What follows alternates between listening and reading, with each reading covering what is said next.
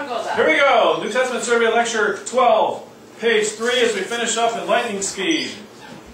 Verse 25. Now concerning virgins, I have no commandment of the Lord, yet I give my judgment, as one that hath obtained mercy of the Lord, to be faithful. I suppose, therefore, that this is good for the present distress, I say, that it is good for a man so to be. Art thou bound unto a wife? Seek not to be loosed. Art thou loosed from a wife? Seek not a wife. But, and if thou marry, thou hast not sinned, and if a virgin marry, she hath not sinned. Nevertheless, such shall have trouble in the flesh, but I spare you. Do you know of any marriages that have had significant trouble? Okay. Do you know of any marriages that have not had significant trouble?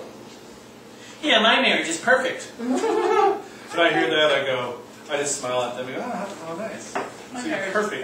Yeah, perfect. We never have a problem, never a little spat or anything. We just all lovey-dovey, just googly eyes at each other. And then the next thing you know, there's yeah, those times, they're living in dreamland. Sounds nice coming off the list. It's just like a person saying, I never have trouble with sin. Really? Sin. Are you an angel or something? That's some other species of... It means your sin is not giving you any trouble. Yeah, you're just not aware of all the sin you're in. Yeah, that's true too. Paul, who was most likely a widower, had obtained mercy to be faithful in this area of virginity, remaining celibate, I believe, after his wife died. Ask God to give you mercy in this area until you are married.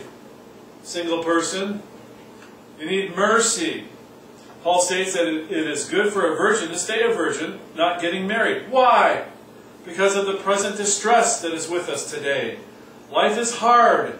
Marrying will increase the stress. Yes. Increase the trouble in the flesh. Believe it or not, I don't care what you think, I'm married, and I know it, and I got a great wife. But you put two people together, living in the same house, sharing the same bathroom, the same sink, well, if you live in our place, sharing the same bed, sleeping with each other, having to buy food, having the same likes, dislikes, going places, all the decisions got to be made. I don't care how close you are into thinking, you're different people, and you're going to have issues. Now you may learn how to deal with those carefully, and you have somewhat smooth marriage. Most of the time, I shouldn't say most of the time, some of the time you're going to have some headbutts. Someone's going to get hurt. Someone's going to be an ogre. Troubles. When you get married, you have to learn to get along with another human being. We'll do all these things with you. If you are a selfish person that likes to have their privacy, don't get married. Amen. Wise words from David Warner. Spending time, money, and effort on that wife, and the kids, and the pets, and the home, and everything else will definitely hinder you if you wanted to spend all your time and money and effort serving the Lord. Now there is benefit out of that, pouring your life into a family, but I believe, not the Lord, but I believe that it's much less of a product there than you would if you didn't have that and focus all your time on the Lord. That's only the rare few that are going to focus all their time on the Lord. They may want to focus their time on themselves. Some people don't get married because they're selfish, not because they because they have the gift of celibacy. 29 to 35. I'll read some. Someone else, if you have a comment, go ahead and throw it out. Great. But this I say, brethren, the time is short. It remaineth that both they that have wives be as though they had none, and they that weep as though they wept not, and they that rejoice as though they rejoiced not, and they that buy as though they possess not, and they that use this world as not abusing it, for the fashion of this world passeth away. But I would have you without carefulness. He that is unmarried careth for the things that belong to the Lord, how he may please the Lord.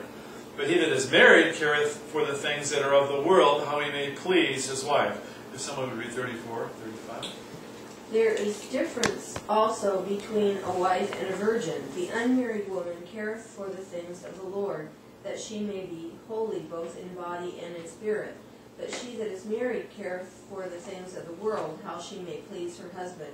And this I speak for your own profit, not that I may cast a snare upon you, but for that which is comely, and that ye may attend upon the Lord without distraction. Same theme again. Thank you for reading. Some people who are single will say that the only thing that really matters in life is getting married. You've met someone like that, a young person who's in love, and that's all it's about. Or even if they're not in love, I just want to get married and have a family. They fixate on it so much that they can't move ahead, and you can tell their life is just stalled, both for the Lord and for everything else, until a marriage takes place, and then they can get on with their life. Well, the important thing is not if you are married or not, but that the world's fast coming to an end. There's not much time to serve the Lord left. Quit being so selfish. Marriage usually is a selfish act. Meaning the main reason why you're wanting to marry that person. Because I like them. They make me feel good. They'll do my laundry. They'll fix the lawnmower when it breaks down and do all the rough stuff around the house. It's all of a selfish reason. Typically, someone will say, no, because I love them. Why do you love them? Because they make me feel good. I get funny goosebumps when I'm around them. Why not fixate on how you might please the Lord? And if you do that, maybe He'll give you what you've been desiring. However, getting married is going to cause you to be less effective. We talked about that. You're going to focus on this, how to please that wonderful, stupendous, awesome spouse of yours. Going down to the red part. Wouldn't it be great not to have any distractions in serving the Lord? And some of you, maybe you get to this level where, yeah, I'd at least like to have most of the distractions removed. Because right now in my life, it's complicated. Debt, career, pets, house, taking care of properties and all this. Just to have all that gone. Well, not my wife and kids, but just have all that gone. Distractions. Well, if that's in your heart and you're not married, then don't get married. Unless you burn. God wants us without carefulness, full of all the cares of life. 36. But if any man think that he behaveth himself uncomely toward his virgin. Now, I'm going to go through this fast. If you don't understand what I'm saying, you'll have to go and read this again. This is complicated stuff, and I don't think I have it right. But here we go. So if any man think that he behaves himself uncomely toward his virgin. Who's that? If she passed the flower of her age. What's that? A daughter. Hold on. Well, then you explain all this when we're done, and then I'll just smile. If she passed the flower of her age, and need so require, let him do what he will. He sinneth not. Let them marry. Oh, so he should marry his daughter. Okay.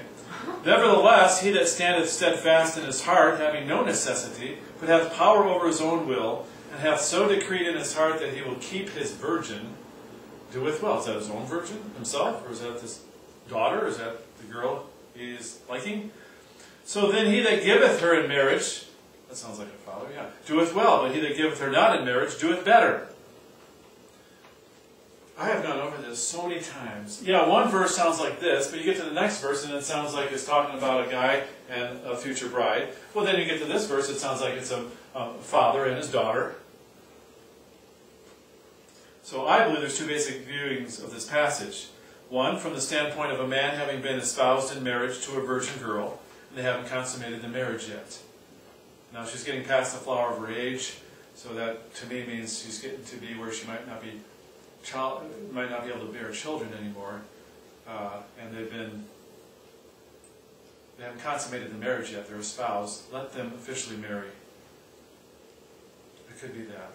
Or two, from the standpoint of a father and his virgin daughter. Oh, do I want to even bother with this? No, you can read these on your own, because it's just reading it, and then it gets so confusing because you're going back and forth on it. But if someone figures it out, meaning every verse, they can say why it's that, and it supports the theme, whether it's a father and his daughter, or a man espoused to a virgin girl, then you email me. If you got her figured out good, don't just email me a crazy thought. I want something good. Are you guys here? I want to have it down cold. Everything refuted and answered. And look at my points here. This is one of the tougher ones for me in the Bible. Okay, in 39 and 40, Brother Eric, we're here for the ending. Would you like to read it? Sure. The wife is bound by the law as long as her husband liveth. But if her husband be dead, she is at liberty to be married to whom she will, only in the Lord. But she is happier if she so abide, after my judgment, And I think also that I have the Spirit of God. All right, so what is this teaching?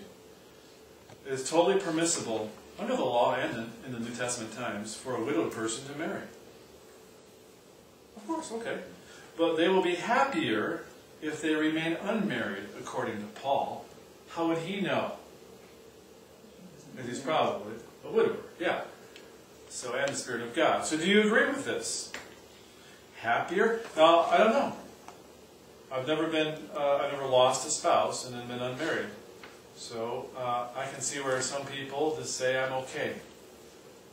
My life is set and I have no security and all that. But there's some that might not be, especially if it was an untimely marriage, or a death. And so they have 4 kids and all this expenses and now the husband's gone. Many a pastor, though, I've known has had lost a wife and then remarried quickly. Usually within 2 years or less. So probably 4 or 5 I know that this has happened. It's interesting. Well, do you widowed folk agree? Think about it. This seems to be opposite of what one would think. You know, the poor widowed person will be sad until they remarry. Their kids are gone. They have nothing, and they had the spouse, and now they have no one. It could be a rather significant thing.